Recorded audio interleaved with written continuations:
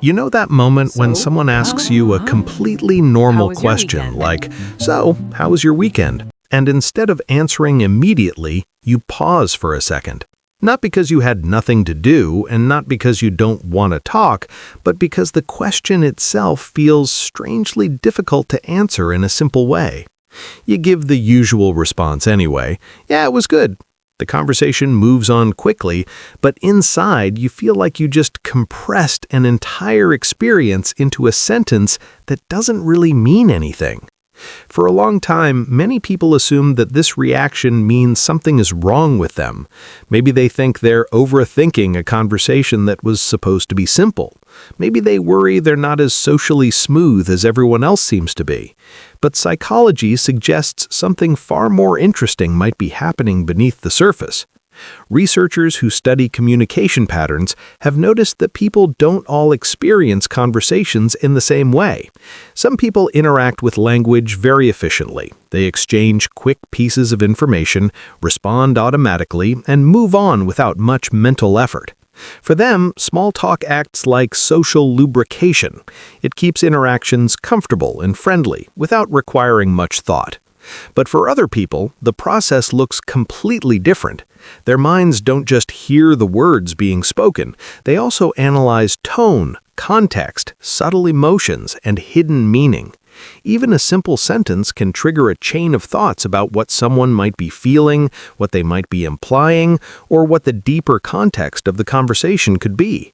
And when your brain naturally operates this way, everyday small talk can feel strangely unsatisfying. Think about the structure of most casual conversations for a moment. Someone asks how your day was, you say it was fine. They mention the weather or how busy work has been. These exchanges are not meant to explore ideas or emotions. They are social rituals that signal friendliness and basic connection. In many ways, small talk functions like a handshake in verbal form. It acknowledges another person without requiring anything deeper. For many people, that works perfectly well. But for a mind that naturally searches for patterns, meaning, and nuance, these conversations can feel a little like opening a book expecting a story and discovering that every page contains only a single sentence.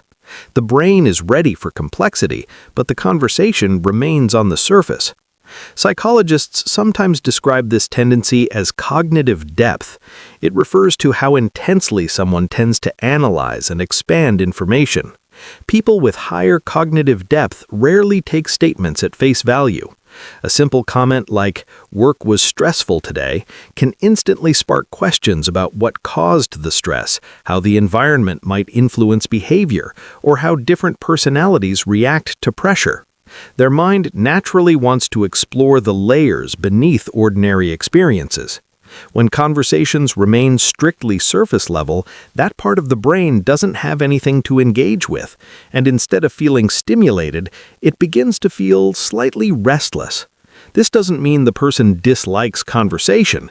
It simply means the conversation isn't activating the level of curiosity their mind naturally operates at. Interestingly, this difference can create a strange misunderstanding. Someone who struggles with small talk may actually enjoy conversation more than most people, just not the type that happens in many everyday environments. Ask them about ideas, personal experiences, creativity, or human behavior, and suddenly they become animated. The same person who seemed quiet during casual chatter can talk for hours when the topic becomes meaningful. The difference isn't social ability, it's depth of engagement. Small talk asks the brain to skim across the surface of interaction, but certain minds are built to dive. And when a person spends most of their time surrounded by conversations that never go deeper than the surface, they can start to feel slightly out of place without fully understanding why. There is another psychological factor involved here as well, and it has to do with cognitive load. Every conversation requires mental resources. You are reading facial expressions, interpreting tone, thinking about appropriate responses, and keeping track of the social flow of interaction. For many people, these processes run almost automatically in the background.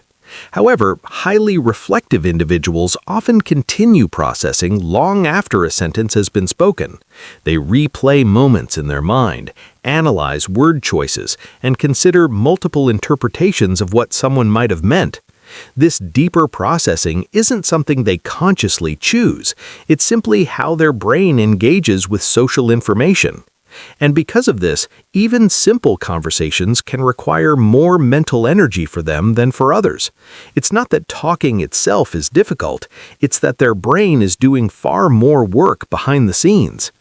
And here's where the experience becomes slightly counterintuitive. People who avoid small talk are often the same people who deeply value meaningful relationships. In fact, they tend to prioritize quality over quantity when it comes to social connections. One thoughtful conversation can feel more fulfilling to them than dozens of brief interactions that never move beyond the surface. This is one reason many thoughtful individuals naturally gravitate towards smaller social circles. It isn't because they dislike people or want to isolate themselves. Instead, they invest their social energy into the relationships that feel genuine and emotionally engaging. They are not rejecting connection, they are filtering for the kind that feels authentic. Another piece of the puzzle involves something psychologists call emotional self-regulation. This refers to a person's ability to sit with their own thoughts and emotions without constantly seeking distraction or validation from the outside world. People who develop strong emotional self-regulation often discover that solitude doesn't feel empty to them. In fact, it can feel mentally productive.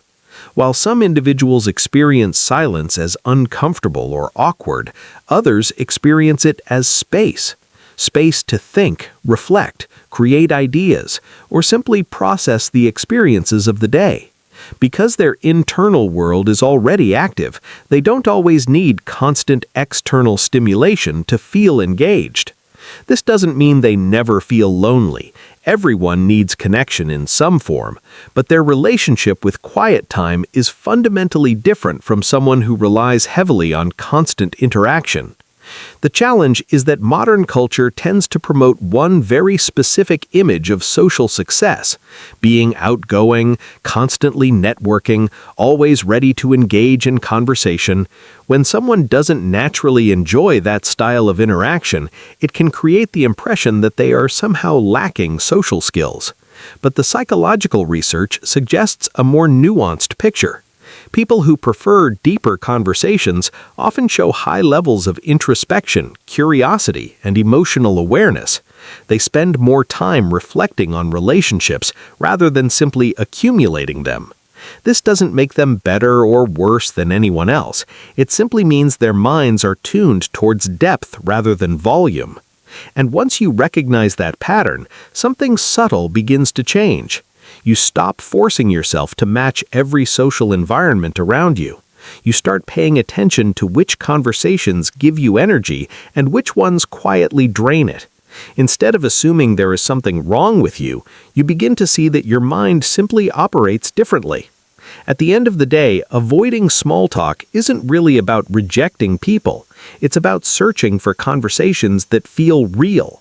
Conversations that move beyond the automatic scripts we often rely on in everyday interaction. And once you start noticing that pattern in yourself, you begin to see it everywhere. In the friendships that feel effortless, in the rare conversations that stay in your mind long after they end, and in those moments when someone asks a question that makes you pause, not because it's difficult, but because for the first time in a while, it's genuinely interesting.